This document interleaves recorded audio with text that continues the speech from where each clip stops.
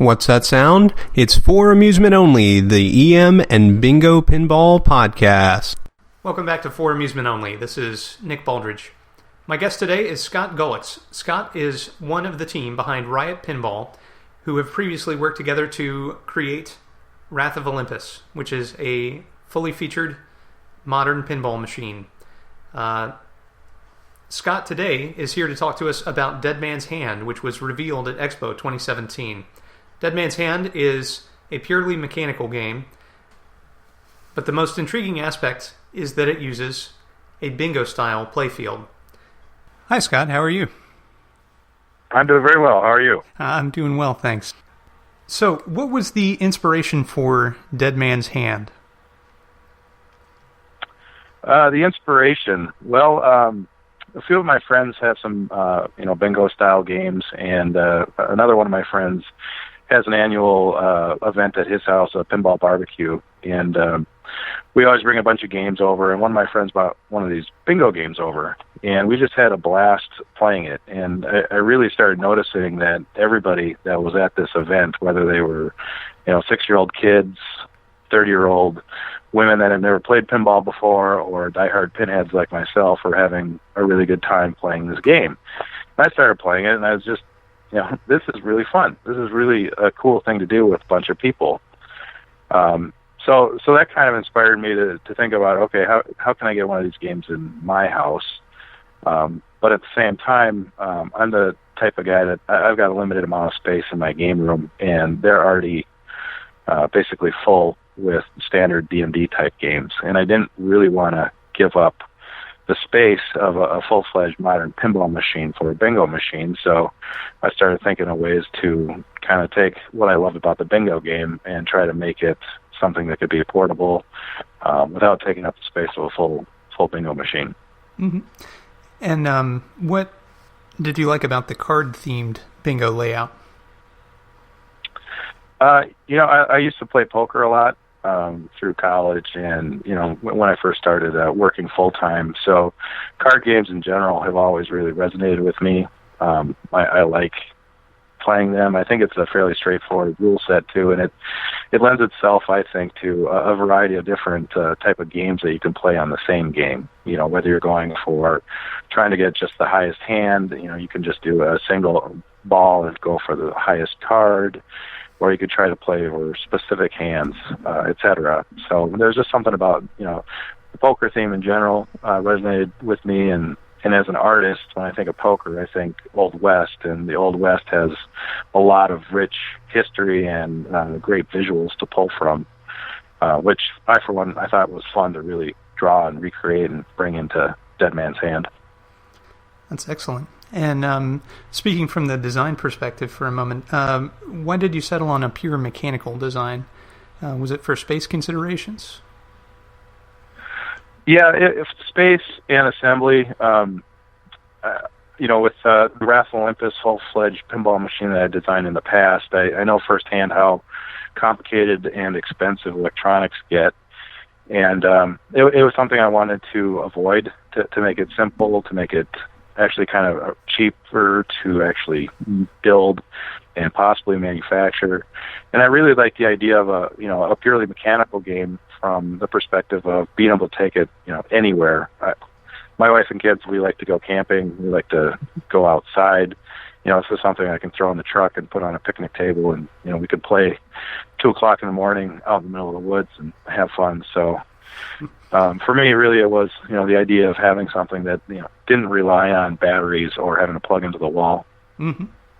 Does it use a standard 1 1/8 inch bingo ball or a 1 1/16 pinball? I've got it designed to use both. The display I had at Expo this year, I was using 1 1/16 balls, but 1 1/8 would also work. I found the 1 1/16 are just a lot easier and cheaper to get, so that's what I primarily use. So this is a kind of a scaled down in width and length, correct? Can you give me the dimensions? That's a great question, because the actual playfield that's playable, that playable surface area, is exactly the same size as a standard bingo game. Oh, is it? So there, Huh. yeah, it was actually loosely modeled off of Twin Joker, but with that, I kind of cut out the extra, so to speak. I trimmed down the sides, the top, the bottom. There's a lot of excess area that's on those machines that doesn't really need to be there. Mm-hmm. But as far as like, the general width and length of what the playing surface is, Dead Man's Hand matches that. So without having the dimensions off the top of my head, I'd probably say it's, roughly 20 inches wide by 45 inches long, somewhere around there. Wow, the photos don't do it justice. It looks like a scaled version, in the photos. So that is very interesting to know. Yeah, a few people have asked, does this really fit on a tabletop? And I've had it on a table. As long as you've got something 2 feet wide by 2 feet, it'll rest on it and play it. But you still do get that full-fledged, full pinball feel when you play it. Now, another thing from the photos that I couldn't quite tell is how the tilt works. Now, if I understood correctly, you have a stool pigeon tilt built in. Is that correct? I'm not sure I'm familiar exactly with that term, but yeah, the tilt basically is just a ball that rests on one of the flat surfaces on the play field, actually the apron. And we've got 3 different hole sizes, and the bigger the hole, the more the ball sits in there, and the harder it is to tilt. So as you nudge, if you nudge too hard, the ball will fall out of that tilt and fall back into this little trough, so to speak. So the game kind of allows you to pick 3 different tilt settings. If you want to set it really tight where you don't want players to nudge, then you put it on the smallest hole. If you want to be able to be more aggressive, you just put it on the biggest hole. So it's really, I think, kind of a simple way that you can really vary the difficulty of your game without having to have any complex mechanical features or electronic features. Yeah, that's very interesting. Next question I had is there a ball return board? How do the balls get back to the trough area where you load them in? I know that it's a manual load, but is it a manual release as well? Yeah, it's all done by hand. So the only moving parts actually on my game are the plunger. So for this design, you can actually just retrieve the balls from each of the holes by hand. At Expo, I had a old 6-shooter cap gun type thing that I had a magnet in, which kind of made it fun to pull the balls out and return them back to the trough. So we were kind of joking that it may be the most reliable pinball machine ever, because literally the only thing that's going to break might be the shooter rod, and the odds of that having issues are pretty low. So yeah. And so your design varies from the typical card-themed bingo layout in one crucial way, and that's the Dead Man's Hand hole. Can you explain a little bit about what that does, or what the rule is regarding that hole? Absolutely. So one of the things I wanted to add was a little bit more of a tie-in to my theme, the Dead Man's Hand. And I also recognize that, for people that don't know the history, the Dead Man's Hand was aces and eights, and with this, traditional bingo, you don't get down to necessarily the 8 card. So I had cards 9, 10, Jack, Queen, King, Ace, and up. So in order to try to get a Dead Man's Hand, I thought, hey, maybe I'll add a hole on this playfield that could symbolize a Dead Man's Hand. And when you're playing, the hole can actually be played a variety of ways. For the high hand competition I had at Expo, we basically played that if you got the ball in the Dead Man's Hand, it was just considered a dead ball. So now the player has to make the best 5-card hand out of 4 balls. If you wanted to play, tougher rules, tougher competitions, you could actually play where the Dead Man's Hand would be similar to the tilt, where at the time of getting the Dead Man's Hand, you'd have to take the hand you had at the time. Mm-hmm. So it's really up to whoever ends up playing it and the rules you have. You could play it a variety of ways. Yeah, it's nice to have that kind of flexibility. So, how was it received at Expo? That's great. I was actually surprised at how well it was received. This project was just kind of a labor of love for myself. Again, playing the real games at my friend's house, it was something I wanted to have in my house, but I didn't have the space for it. So I wasn't really sure how many other people were in that boat. But I can tell you the response I got from online as well as in person has just been, frankly, fantastic and a lot more overwhelming than I was expecting. So I'm not sure if it's just the general idea of having a portable bingo-style game or the theme or the artwork or a combination of all of it, but I really think I've got a package here that seems to be resonating with the pinball community. That's fantastic. And so what's next for Dead Man's Hand?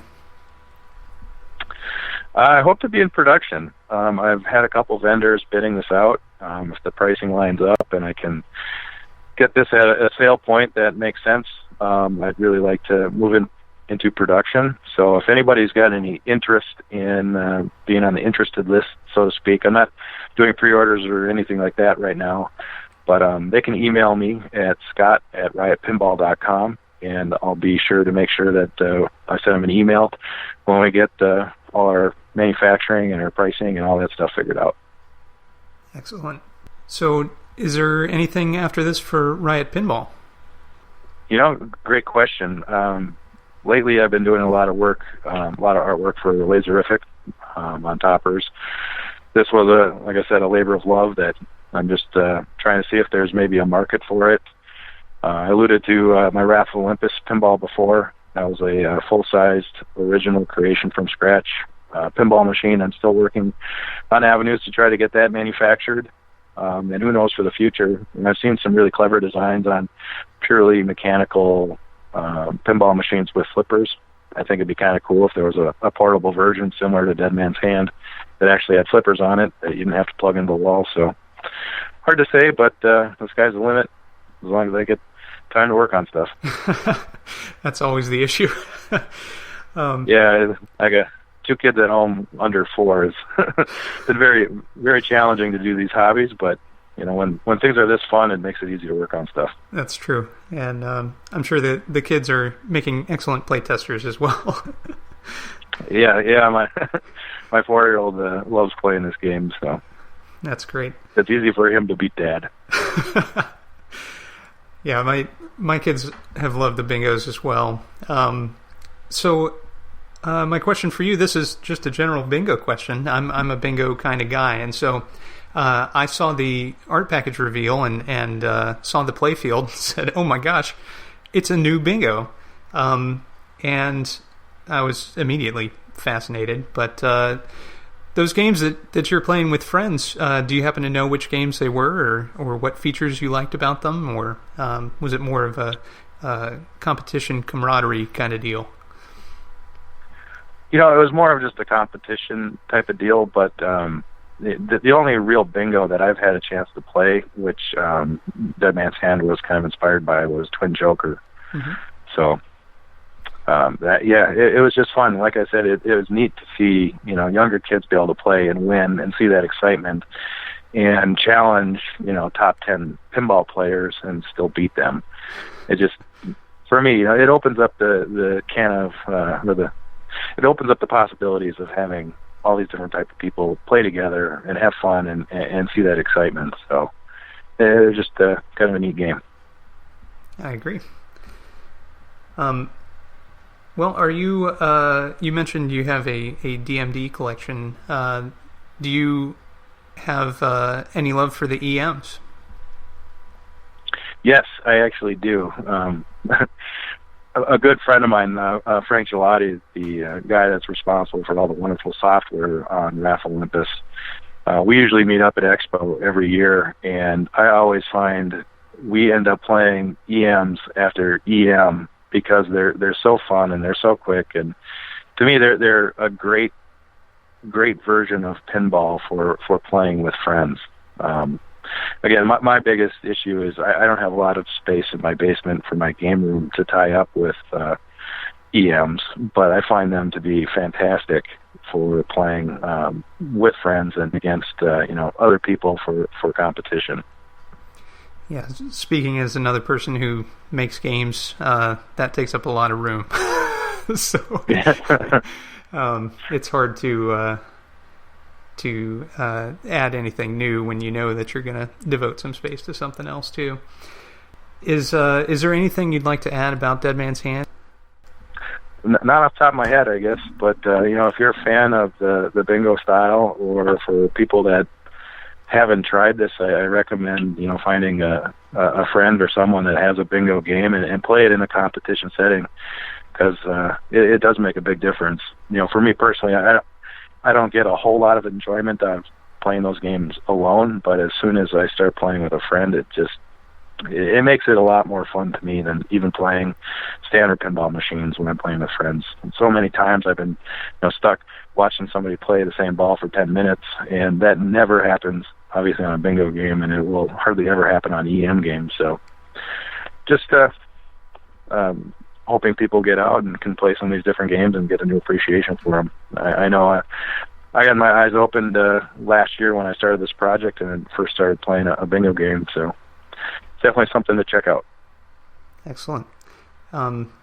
Something just occurred to me. How long did it take you to conceptualize and build this prototype, Dead Man's Hand? Oh, boy, another good question. I want to say it probably took me 2 months of just working through sketches of layouts and kind of thinking through how to put this together that makes the most sense, is economical, doesn't use anything that it really doesn't need to have. And then I probably spent a good 6 months doing the artwork.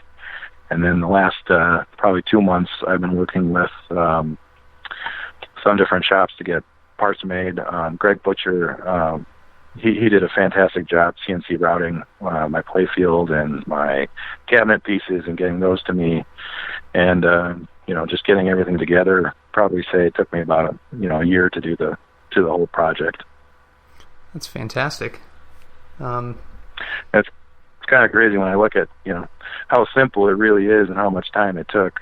But these things do take quite a bit of time, and gives you a good appreciation for the type of work that the people at Stern and Jersey Jack are doing for these monstrous games. And for instance, Eric's reveal of Pirates, there's a lot of work and a lot of time that goes into this stuff. Absolutely. Yep. Well, I think Dead Man's Hand is gorgeous, and knowing that it uses a full-size playfield makes it all the more attractive. It was already attractive to me before. So thank you very much, Scott, for your time, and I hope to hear more about Dead Man's Hand soon. Well, thank you very much. I appreciate you giving me a call and letting me promote this a little bit. So I hope to have this for sale soon. After our interview, Scott announced a partnership with VPCabs to produce Dead Man's Hand. The first 50 copies of Dead Man's Hand are $800 and is available now. You can find out more at virtualpinball.com. Thanks again to Scott, and thank you very much for listening. My name again is Nick Baldridge. You can reach me at foramusementonlypodcast@gmail.com, or you can call me on the Bingos line. That's 724-BINGOS1, 724-246-4671. You can listen to us on iTunes, Stitcher, Pocket Cast, via Google Play Music, on Facebook, on Twitter at Bingo Podcast. You can also follow me on Instagram, also at Bingo Podcast. Or you can listen to me on my website, which is foramusementonly.libsyn.com. Thank you very much for listening, and I'll talk to you next time.